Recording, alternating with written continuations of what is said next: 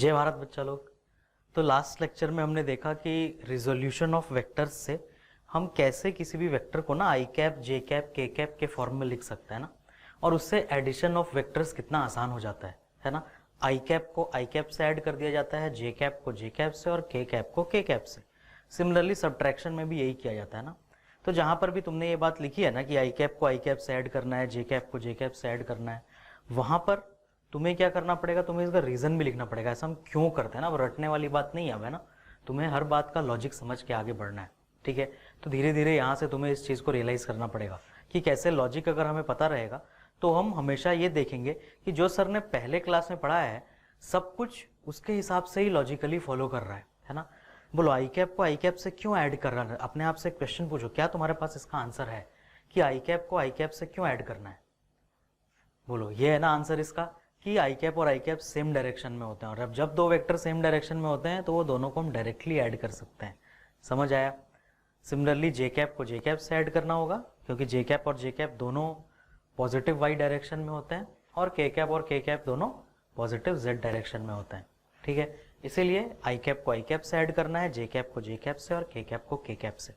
समझ आई बात। अब आज हमने जो आई कैप, जे कैप, के कैप के टर्म्स में वेक्टर्स लिखना सीखा, जिसको मैंने तुम्हें क्या बोला था कि उसको स्टाइल से रेक्टेंगुलर कंपोनेंट भी बोला जाता है ना। उसमें हम थोड़ी और चीजें अभी देखते हैं। आ जाओ। तुम देखो, ये तुम्हारा एक क्वेश्चन है जो तुम्हारे नोट्स के लेक्चर 9 वाले नोट्स में होगा। इस क्वेश्चन में तुम्हें क्या कराया था कि अगर वेक्टर ए है ना, यहाँ पे एक थोड़ा सा मिसप्रिंट है, इसको इग्नोर करो ना। ये जो पहला वाला लाइन है ये वेक्टर ए है हमारा, देखो ना, वो नोट्स में तुम्हारे क्वेश्चन होगा। ये वेक्टर ए है 3 यूनिट्स ड्यू साउथ और वेक्टर बी है 4 यूनिट्स ड्यू वेस्ट। तुम्हें एक थर्ड वेक्टर फाइंड करना था such that A B C are in equilibrium. तो मैं इसी क्वेश्चन को ना दूसरे मेथड से करता हूं। लेक्चर 9 में मैंने एक मेथड तुम्हें समझाया था, उस मेथड को तुम्हें अपने ब्रेन में रखना है बिल्कुल अच्छे से जब तुम ये मेथड को देखो। तो अगर तुम्हें वो पुराना मेथड कैसे किया था मैंने याद नहीं है, पहले उसे देखो ध्यान से, फिर इसको क्वेश्चन को देखना। देखो है ना, हमने कैसे उस क्वेश्चन को सॉल्व हम करेंगे। ईस्ट वेस्ट नॉर्थ साउथ सभी को पता है, इधर ईस्ट होगा, इधर नॉर्थ, इधर साउथ और इधर वेस्ट ना। ये ईस्ट का डायरेक्शन, नॉर्थ का डायरेक्शन, साउथ का डायरेक्शन, वेस्ट का डायरेक्शन। इसमें हमें इसने 2 वेक्टर दिए। पहला वेक्टर ये क्या कह रहा है, 3 यूनिट्स ड्यू साउथ, ये बना दिया मैंने 3 यूनिट्स ड्यू साउथ। ये कौन सा वेक्टर है, ये है हमारा वेक्टर ए। वेक्टर बी भाई कहां पर है, वेक्टर बी भाई ये 4 यूनिट्स ड्यू वेस्ट, तो वेक्टर बी भाई भी बना देता है। वेक्टर बी भाई क्या है, वेस्ट की तरफ है और इसके पास का मैग्नीट्यूड है 4। हमें एक ऐसा थर्ड वेक्टर फाइंड करना है such that A plus B plus C क्या हो जाए, 0 हो जाए। तुम मुझे सिंपल सा बात ये बताओ, क्या मैं वेक्टर ए को, क्या अगर मैं इस पॉइंट को ओरिजिन मान लूं तो इस तरफ पॉजिटिव x और इस तरफ पॉजिटिव y हो जाएगा। तो मुझे बताओ वेक्टर ए जो है, क्या मैं उसको -3 जे कैप लिख सकता हूं क्योंकि वो नेगेटिव y की डायरेक्शन में। सिमिलरली वेक्टर बी को मैं क्या लिख सकता हूं, वेक्टर बी को मैं लिख सकता हूं -4 आई कैप। अब मुझे बताओ ऐसा सिर्फ आई कैप जे कैप क्यों आया, कंपोनेंट डिवाइड करने की जरूरत क्यों नहीं पड़ी, क्योंकि ये पूरा का पूरा एक्स एक्सिस पर है ना, नेगेटिव एक्स पे, और ये भी पूरा का पूरा नेगेटिव वाई में। अगर कहीं बीच में होते ही तो हमें कंपोनेंट डिवाइड करना पड़ता, यहाँ जरूरत नहीं पड़ी। ए के पास सिर्फ वाई कंपोनेंट है, बी के पास सिर्फ एक्स कंपोनेंट है। समझ आया। अब हमें एक ऐसा वेक्टर चाहिए such that vector A plus vector B plus vector C is equal to 0। इन तीनों का सम क्या होना चाहिए, 0। मुझे बताओ मैं इसको कैसे लिखूंगा, -3 जे कैप लिखूंगा वेक्टर ए की जगह, -4 आई कैप लिखूंगा वेक्टर बी की जगह, और ये वेक्टर सी हमारा अननोन है। तो मुझे बताओ अगर मैं इस दोनों को उधर RHS में ले गया तो ये क्या, ये इक्वेशन 4 आई कैप प्लस 3 जे कैप बन गया है ना।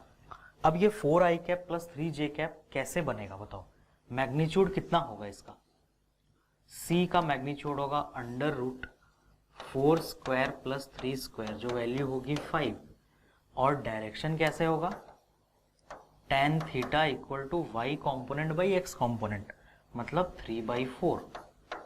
That means theta tan inverse 3/4 मतलब कितना, 37 डिग्री।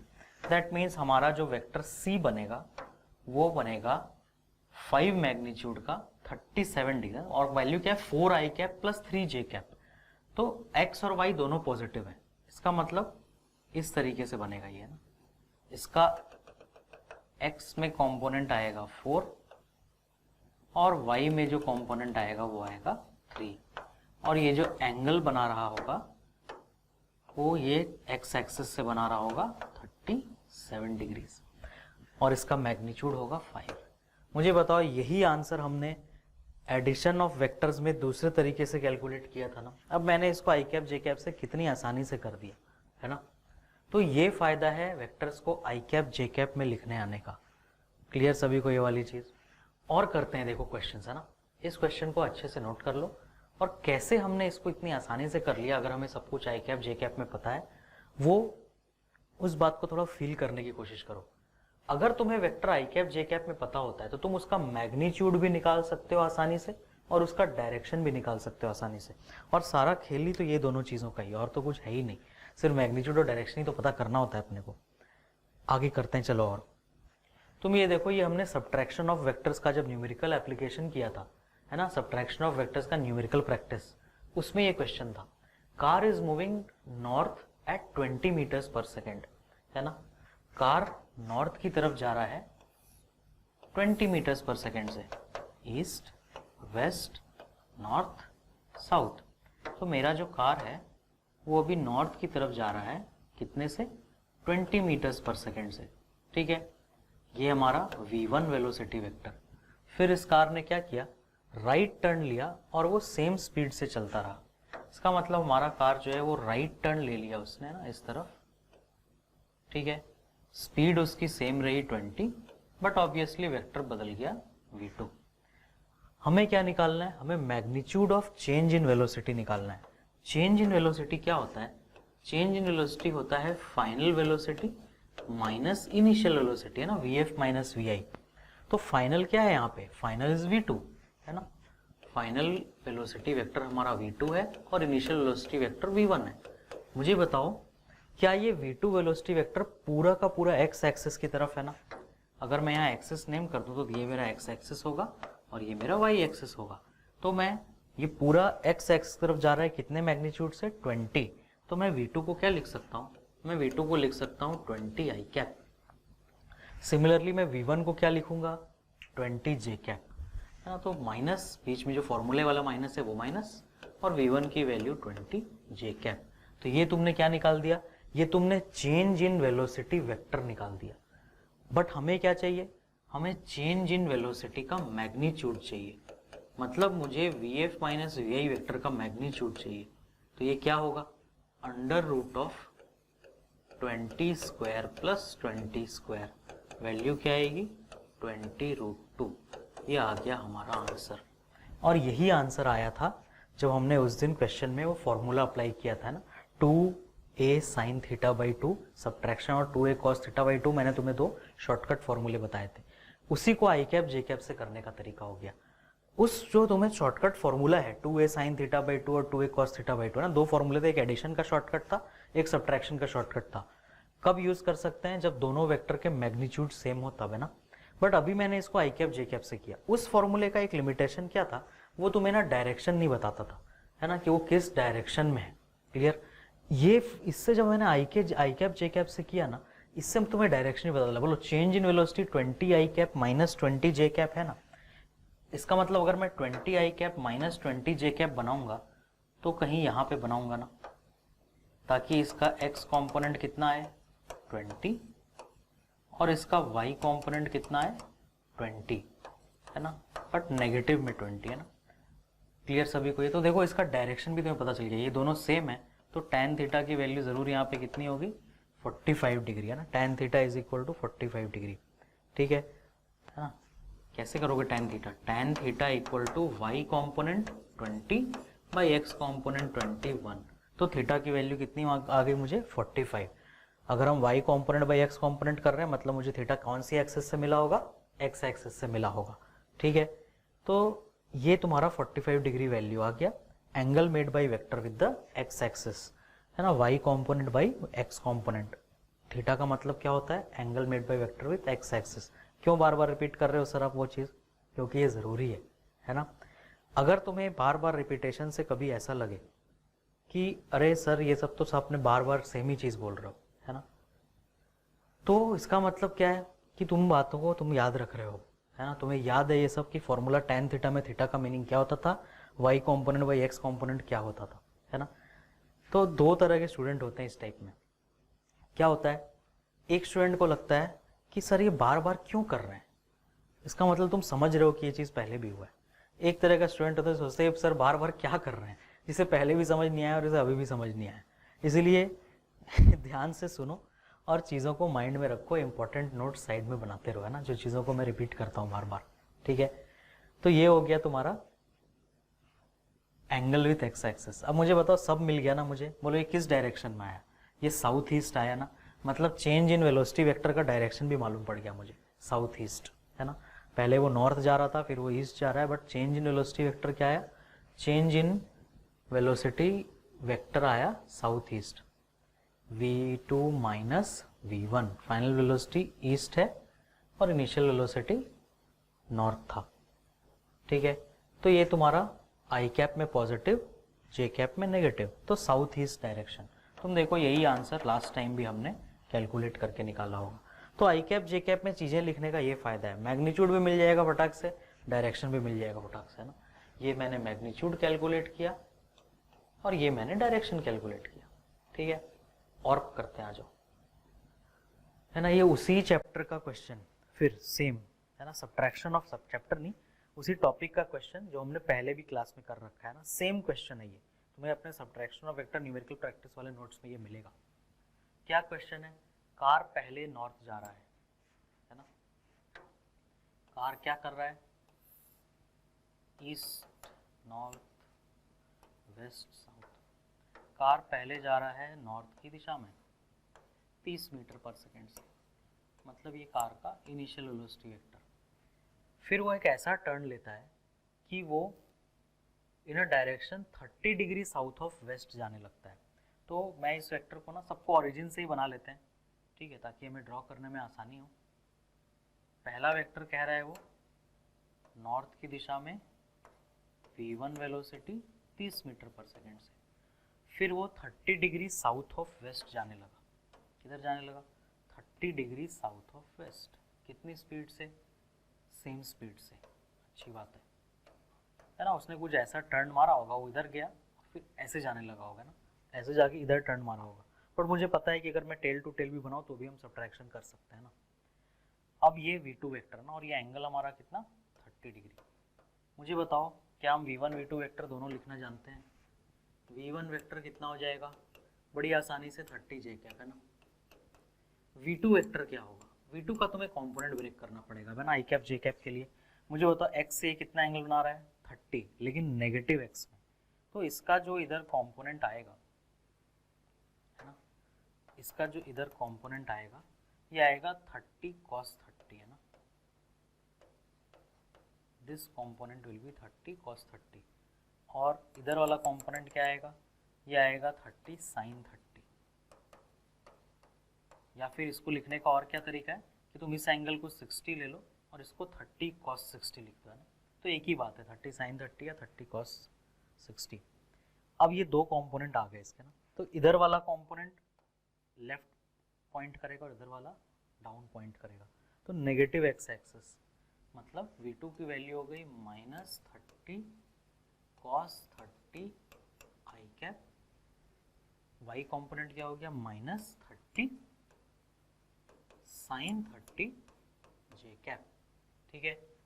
अब इसकी वैल्यूज डाल दो, cos 30 कितना होता है, √3/2, मतलब -15 √3 आई कैप, और sin 30 होता है हाफ, मतलब -15 जे कैप। अब अगर मुझे चेंज इन वेलोसिटी चाहिए, मतलब मुझे v2 माइनस v1 चाहिए, है ना, मुझे क्या चाहिए, v2 माइनस v1, तो क्या करेंगे, माइनस करोगे, आई कैप माइनस करना कोई है क्या, ऊपर है ही नहीं, इसका आई कॉम्पोनेंट 0 है, तो आई कैप इतना ही रह जाएगा, -15 √3 आई कैप, है ना, जे कैप माइनस होगा, बोलो v2 में -15 -30 कितना हो जाएगा, -45 जे कैप, ठीक है, -15 √3 आई कैप और -45 जे कैप है ना, -15 -30 ना, V2 -V1 करना है तो -45 जे कैप। अब क्या करोगे नेक्स्ट, वेक्टर मिल गया अपने को, मैग्नीट्यूड निकाल देंगे। तो चेंज इन वेलोसिटी का मैग्नीट्यूड कितना हो जाएगा, 15√3 का स्क्वायर प्लस 45 का स्क्वायर का अंडर रूट। और जब तुम इसका मैग्नीट्यूड कैलकुलेट करोगे तो तुम्हें अपना आंसर मिल जाएगा।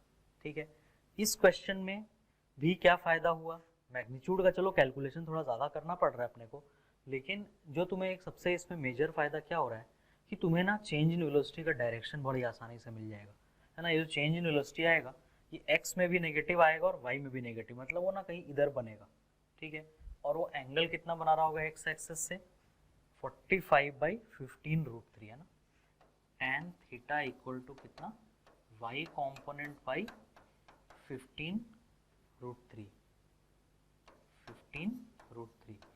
ठीक है, तो ये 3/√3 मतलब कितना, tan थीटा की वैल्यू कितनी हो जाएगी, 45/15√3, मतलब 3/√3 मतलब √3। दैट मीन्स थीटा क्या है तुम्हारा, 60 डिग्रीज।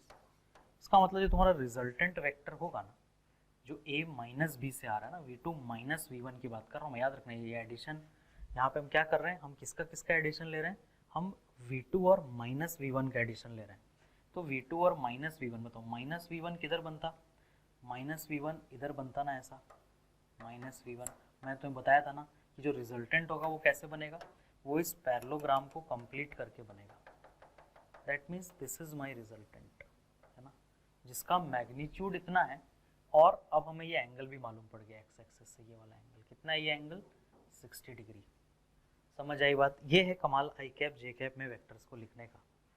क्लियर, आगे बढ़ते हैं, आ जाओ। अब हमने अब तक क्या किया, हमारे पास दो वेक्टर्स थे, दोनों का हमने एडिशन किया, दोनों का हमने सब्ट्रैक्शन किया आई कैप जे कैप में। अब मैं तुम्हें एक क्वेश्चन दे रहा हूं, ध्यान से देखो इसको, है ना। लेट अस से ये अपना वही एक्स एक्सिस और ये अपना वाई एक्सिस है ना। लेट अस से मैं तुम्हें यहाँ पे एक ऐसा वेक्टर ड्रॉ करके दे रहा हूँ जिसका मैग्नीट्यूड है 10, this is my vector A. ये एंगल बना रहा है यहाँ से 37 डिग्री, बहुत बढ़िया। ये है वेक्टर बी, इसका मैग्नीट्यूड मान लेते हैं 20 और ये वाई एक्सिस में है पूरा। और लेट अस से हमारे पास एक और वेक्टर है ना, let us say we have one more vector जो है वेक्टर सी। मान लेते हैं इसका भी मैग्नीट्यूड 10 है और ये भी जो इधर एंगल बना रहा है मान लेते हैं दिस इज 53 डिग्रीज। ठीक है, और वेक्टर लेते हैं, चलो 3 में तो क्या ही मज़ा आएगा, कम से कम एक और तो लेना ही चाहिए। मान लो एक और वेक्टर है मेरे पास, लेट अस से इसका मैग्नीट्यूड भी है 10 और यहाँ जो ये एंगल बना रहा है दिस इज 53 डिग्रीज, 37 लेते हैं, चलो दिस इज 37 डिग्रीज। ठीक है, और वेक्टर डी है ये, और भी ले सकते हैं, बट क्वेश्चन क्या है कि find sum of all the vectors shown in figure. मतलब मुझे क्या फाइंड करना है, मुझे vector A plus vector B plus vector C plus vector D find करना है। क्या ट्रायंगल लॉ या पैरेललोग्राम लॉ ये सिखाता है, वो सिर्फ दो वेक्टर को ऐड करना सिखाता है। लेकिन अगर मुझे रिजोल्यूशन करके कंपोनेंट ब्रेक करना आता है तो हम कितने भी वेक्टर ऐड कर सकते हैं, 4 क्या 100 वेक्टर ऐड कर लोगे तुम। कैसे, तुम हर वेक्टर को कंपोनेंट ब्रेक करके लिखोगे। तो क्या तुम vector A, vector B, vector C, vector D को खुद से कंपोनेंट ब्रेक करके लिख सकते हो, मतलब आई कैप और जे कैप के फॉर्म में चारों को, है ना। ये काम तुम्हें खुद करना होगा, ये मैं बोर्ड पे नहीं समझाऊंगा, क्योंकि अब तुम्हें ये करना आना चाहिए कि वेक्टर ए को मुझे क्या लिखना है ना।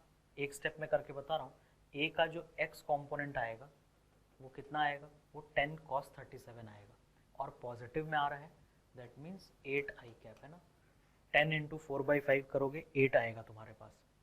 जो इसका y कॉम्पोनेंट आएगा ये वाला लेंथ, वो 10 इंटू 3/5 आएगा, वो 6 आएगा, वो भी पॉजिटिव में, तो +6 जे कैप।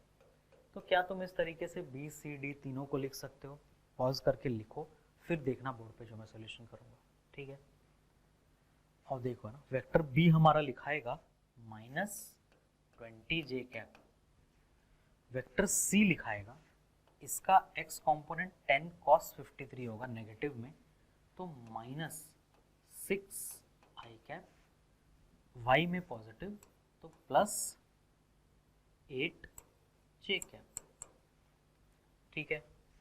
फिर वेक्टर डी का x से कितना एंगल है, वेक्टर डी का x एंगल है 37, तो पॉजिटिव में ना, इधर पॉजिटिव x कॉम्पोनेंट पॉजिटिव, तो +10 cos 37 मतलब +8 i cap, y negative -10 sin 37 मतलब -6 j कैप।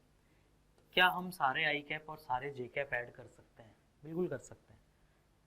8 -6 +8 है ना, सारे i कैप मैंने ले लिए, 8 -6 +8, तो ये कितना आया 10 i कैप, j कैप 6 और 8 ऐड हो गए 14, और 14 में से 26 माइनस हो गया, दैट मीन्स -12 j कैप।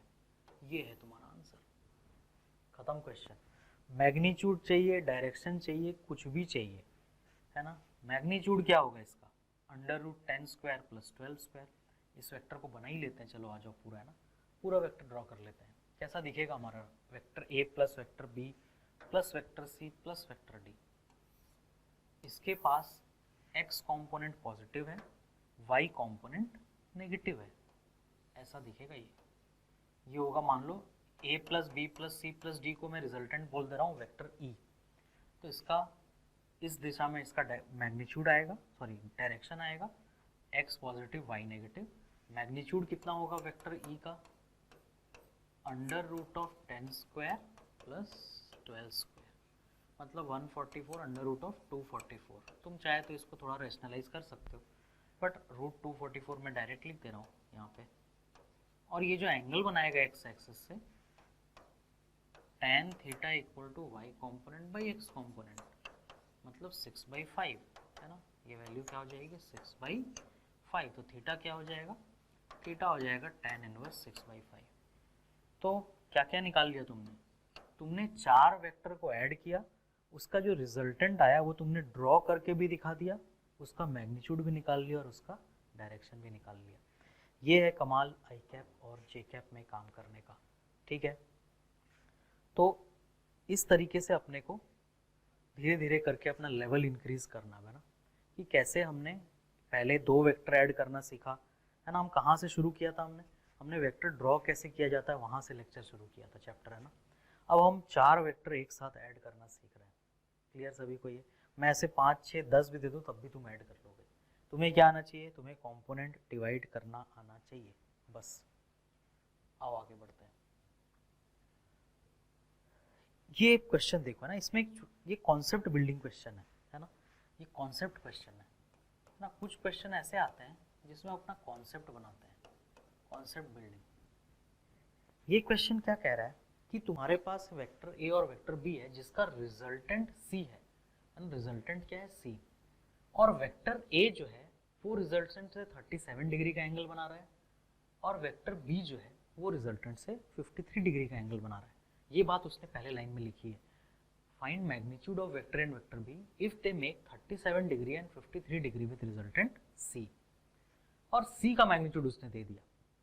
अब क्या करें सर, इस बार उसने सी का मैग्नीट्यूड दे दिया, और क्या क्या दिया उसने वेक्टर ए कितना एंगल बना रहा है सी से वो भी बता दिया, उसने वेक्टर बी कितना एंगल बना रहा है सी से वो भी बता दिया, और उसने सी का मैग्नीट्यूड बता दिया, है ना। लेकिन हमें क्या क्या नहीं पता है, हमें वेक्टर ए का मैग्नीट्यूड नहीं पता, हमें वेक्टर बी का मैग्नीट्यूड नहीं पता। आओ देखते हैं कैसे किया जाएगा इस क्वेश्चन को।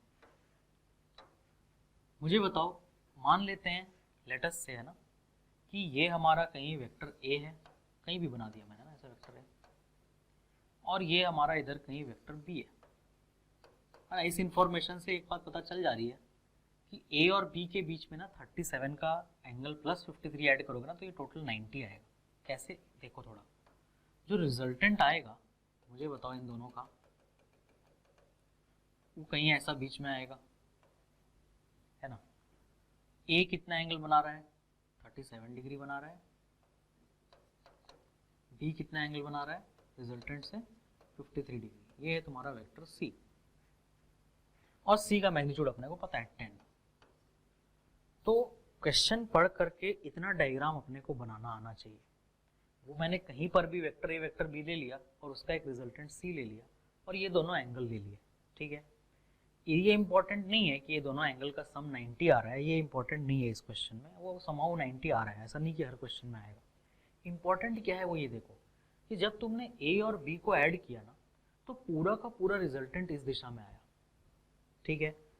मुझे बताओ, अगर मैं तुमसे एक बात पूछूं, अगर सारा का सारा रिजल्टेंट इसी दिशा में है, इसका मतलब इस रिजल्टेंट का अपने से परपेंडिकुलर डायरेक्शन में, अपने से परपेंडिकुलर, मैं किस एंगल को 90 बता रहा हूं, इन एंगल्स को, का कंपोनेंट कितना होगा उस रिजल्टेंट का? 0 होगा ना। बात समझ आई? खुद से परपेंडिकुलर डायरेक्शन में रिजल्टेंट की बात कर रहा हूं मैं, खुद से परपेंडिकुलर डायरेक्शन। कोई भी वेक्टर का कंपोनेंट अपने परपेंडिकुलर नहीं आता ना, इसका मतलब जो ए और बी का पूरा सम आया रिजल्टेंट, वो पूरा इसी दिशा में है। तो क्या मैं ये बोल सकता हूं कि अगर मैं ए का कंपोनेंट डिवाइड करता, बोलो, जब तुमने सी निकाला होगा तो तुमने क्या किया होगा, तुमने ए का कंपोनेंट डिवाइड किया होगा, बी का कंपोनेंट डिवाइड किया होगा और ए प्लस बी कर दिया होगा ना, है ना। अब ए प्लस बी जब तुमने किया तो इस दिशा में जो तुम्हारे कंपोनेंट्स आ रहे हैं वो सब ऐड हो गए होंगे, और इस दिशा वाले जो कंपोनेंट है जरूर वो सब्ट्रैक्ट करके 0 हो गए होंगे, खत्म। तभी तो पूरा रिजल्टेंट इसी दिशा में आया, वो अपने से परपेंडिकुलर डायरेक्शन में नहीं आया। देखो ध्यान से ना, मैं क्या कह रहा हूं, लेट अस से सी वाले डायरेक्शन को ना, मैं इसको मैं पैरेलल डायरेक्शन बोल दे रहा हूं और इसको मैं परपेंडिकुलर वाला डायरेक्शन बोल दे रहा हूं। ये वाली लाइन जो सी की दिशा में वो पैरेलल और जो सी से परपेंडिकुलर है वो परपेंडिकुलर। क्या मैं ए वेक्टर का कंपोनेंट अगर डिवाइड करता, अगर मैं ए वेक्टर का कंपोनेंट डिवाइड करता दो परपेंडिकुलर डायरेक्शन में, तो एक पैरेलल में आता और एक परपेंडिकुलर में इधर आता, है ना। एक ए पैरेलल कंपोनेंट आता और एक क्या आता, ए परपेंडिकुलर आता। सिमिलरली जब मैं बी का कंपोनेंट डिवाइड करता तो क्या आता, एक बी पैरेलल आता और एक बी परपेंडिकुलर आता। तो एक बी पैरेलल आता और एक बी परपेंडिकुलर आता। तो जब मैं वेक्टर सी निकालता तो मैं क्या करता, मैं vector A plus vector B करता। वेक्टर ए प्लस वेक्टर क्या होता, देखो ये ए पैरेलल बी पैरेलल दोनों सेम दिशा में आते ना, ए पैरेलल भी इधर ही आता और बी पैरेलल भी इधर ही आता, तो ये दोनों ऐड हो जाते। ए पैरेलल जो है वो बी पैरेलल से ऐड हो जाता, अलग क्योंकि दिशा अलग है। और क्या होता, प्लस ए परपेंडिकुलर और बी परपेंडिकुलर एक्चुअल में सब्ट्रैक्ट होता है ना, क्यों, क्योंकि ए परपेंडिकुलर इस दिशा में आता, बी परपेंडिकुलर इधर आता। बट सब्ट्रैक्ट क्यों होते, क्योंकि वो अपोजिट है। बट लिखेंगे तो हम उसे ए परपेंडिकुलर प्लस बी परपेंडिकुलर, है ना, अगर तुम वेक्टर का साइन लगाओगे तो, है ना, ए परपेंडिकुलर प्लस बी परपेंडिकुलर। क्योंकि ये दोनों अपोजिट डायरेक्शन में है तो जब मैं ये साइन हटाऊंगा वेक्टर का तो मुझे दोनों में से किसी के आगे माइनस लगाना पड़ेगा। अगर मैं इस दिशा को प्लस ले लूंगा तो इधर वाले के सामने मुझे क्या लिखना पड़ेगा, माइनस। तो वो अलग बात है। ये बात में कंफ्यूज मत होना कि सर आपने अभी बीच में माइनस क्यों नहीं लगाया, मुझे इन दोनों वेक्टर को ऐड करना है तो मैंने इसीलिए प्लस रखा। हाँ, जब मैं वेक्टर का साइन हटाऊंगा ऊपर से तो फिर मैं एक के सामने प्लस और दूसरे के सामने माइनस लगा दूंगा, ठीक है। अब मुझे बताओ, इसका मतलब ए और बी का पैरेलल कंपोनेंट ऐड हो रहा है और ए और बी का परपेंडिकुलर कंपोनेंट ऐड हो रहा है, बट जो वेक्टर सी है उसके पास जो रिजल्टेंट मिला वो किस दिशा में मिला, वो सिर्फ पैरेलल में मिला ना। विच मीन्स जरूर ये वाला जो टर्म है ना ये 0 हो गया होगा, इतना ही टर्म, और बाकी सारा का सारा जो बचा होगा वो सिर्फ किस डायरेक्शन में आया होगा, सिर्फ पैरेलल वाले में। तभी तो सी सिर्फ इस दिशा में आया, क्योंकि सी का इस दिशा में कोई कंपोनेंट नहीं होगा ना। क्यों, क्योंकि ये वाला डायरेक्शन कौन है, वो सी से परपेंडिकुलर है। मतलब जब तुमने ए और बी को ऐड किया होगा तो ए का परपेंडिकुलर कंपोनेंट और बी का परपेंडिकुलर कंपोनेंट जरूर कैंसिल होकर खत्म हो गए होंगे, तभी पूरा का पूरा सी इस दिशा में आया। समझ आई बात? इसको मैं दूसरे तरीके से बोलता हूँ, सी का अपने परपेंडिकुलर कोई कंपोनेंट नहीं है और वेक्टर सी क्या है, वो ए और बी का एडिशन ही है ना। इसका मतलब ए का परपेंडिकुलर कंपोनेंट और बी का परपेंडिकुलर कंपोनेंट क्या हो गए होंगे, कैंसिल हो गए होंगे। ये एक बहुत इंपॉर्टेंट पार्ट है इस क्वेश्चन में। अब देखो ध्यान से, मान लेते हैं a का मैग्नीट्यूड a है और b का मैग्नीट्यूड b है, तो मुझे बताओ क्या मैं इन सब की वैल्यू लिख सकता हूँ? बिल्कुल लिख सकते हैं हम। कैसे लिखेंगे इन सब की वैल्यू? ध्यान से देखो,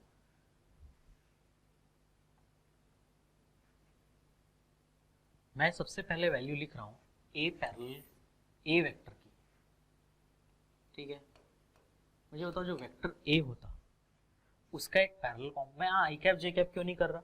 क्योंकि मैंने वेक्टर को ना कहीं भी ड्रॉ कर दिया है ना। मैं आई कैप जे कैप इसलिए मैं पैरेलल परपेंडिकुलर कह रहा हूँ, मैं आई कैप जे कैप नहीं लिख रहा, क्योंकि वेक्टर जो है वो exactly X axis Y axis कहीं है, ऐसा क्वेश्चन में नहीं गिवन था। तो मैंने क्या किया, मैंने एक जनरल डायग्राम ड्रॉ कर लिया, इसलिए मैं उसको पैरेलल परपेंडिकुलर लिख के चल रहा हूँ। समझ आई बात? वेक्टर ए का एक पैरेलल कंपोनेंट है और एक परपेंडिकुलर है। बोलो पैरेलल कंपोनेंट ए यहाँ से कितना एंगल बना रहा है? 37, तो a cos 37 होगा ना, तो मैं उसको क्या लिखूंगा? a cos 37 मतलब 4a/5।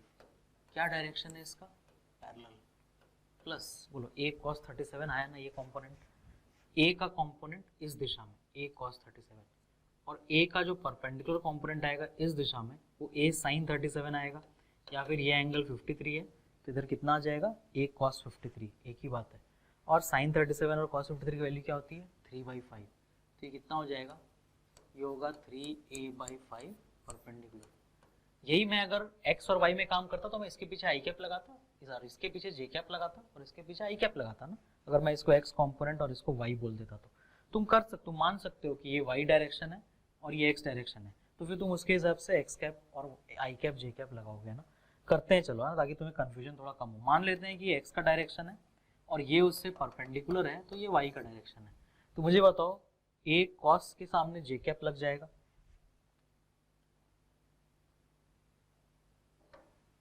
ना, इसके पीछे हम जे कैप लगाएंगे,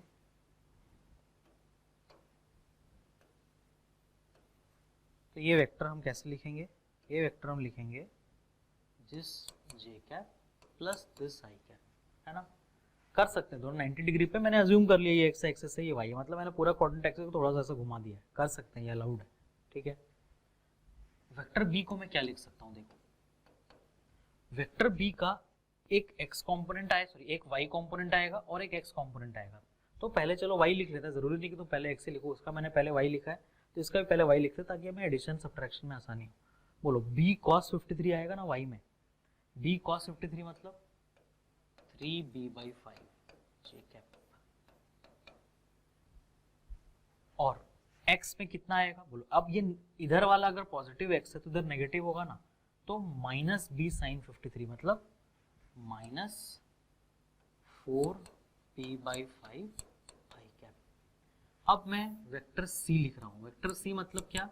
a प्लस b। तो बोलो जे कैप अगर ऐड हो गए तो क्या होगा? 4a प्लस 3b/5 जे कैप।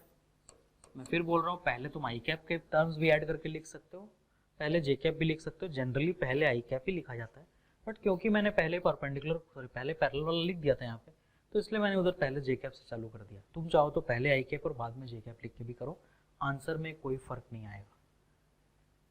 बोलो आई कैप माइनस करेंगे तो क्या होगा? प्लस 3a माइनस 4b/5 आई कैप आ गया। अभी हमने क्या डिस्कस किया था कि ये जो परपेंडिकुलर वाली दिशा वाले दोनों होंगे जरूर। बोलो रिजल्टेंट पूरा y में आया ना, इसका मतलब रिजल्टेंट का x कंपोनेंट कितना है? 0। और ये है ना मेरे रिजल्टेंट का x कंपोनेंट, ठीक है। तो that means this term will be 0। तो हम क्या कह सकते हैं, है ना, तो हम क्या कह सकते हैं यहाँ पे? तो हम ये कह सकते हैं कि जरूर 3a माइनस 4b, ये बाई 5 लिखने की जरूरत नहीं है, वो उधर जाके 0 ही होगा, विल बी इक्वल टू क्या? 0। कोई डाउट इसमें किसी को भी? और रिजल्टेंट का y कंपोनेंट है ना, ये मैंने इक्वेशन कहाँ से बनाया? इक्वेशन नंबर 1, ये मैंने रिजल्टेंट का x कंपोनेंट से बनाया। इसके ऊपर लिखना x कंपोनेंट ऑफ रिजल्टेंट, है ना, ये इक्वेशन है रिजल्टेंट का x कंपोनेंट। अब रिजल्टेंट का y कंपोनेंट बोलो, पूरा का पूरा रिजल्टेंट y में है ना, इसका मतलब रिजल्टेंट का y कंपोनेंट कितना है 10, पूरा रिजल्टेंट ही y में है और उसका मैग्नीट्यूड 10 था, इसका मतलब 10 ही उसका y कंपोनेंट भी है, क्योंकि और तो कोई कंपोनेंट है नहीं उसके पास। तो मेरा जो रिजल्टेंट है उसका y कंपोनेंट 10 है, that means 4a plus 3b by 5 equal to 10, तो ये RHS में जाके 50 हो जाएगा, है ना, बाई 5, दिस पूरा टर्म 10 है, तो 4a प्लस 3b कितना हो गया 50। क्या तुम ये दोनों इक्वेशन सॉल्व करके a और b निकाल सकते हो? और यही तो करना था, यही करना था ना, मैग्नीट्यूड निकालना था a और b का। तो कॉन्सेप्ट बिल्डिंग सॉल्व करेंगे हम इस क्वेश्चन को। कॉन्सेप्ट क्या बिल्ड किया तुमने यहाँ, पहले वो देखते हैं, या पहले सॉल्व कर लें? चलो, तुम घबराओगे कहीं कि सर सॉल्व नहीं हुआ, तो सॉल्व कर लेते हैं। आ जाओ, क्या करते हैं, ऊपर वाले को 4 से मल्टीप्लाई कर दो, नीचे वाले को 3 से, है ना।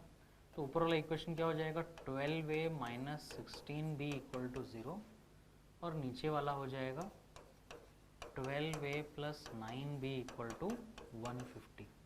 तो माइनस माइनस माइनस क्या आ गया, ये आया माइनस 16 माइनस 9 कितना हो गया, minus 25b equal to minus 150।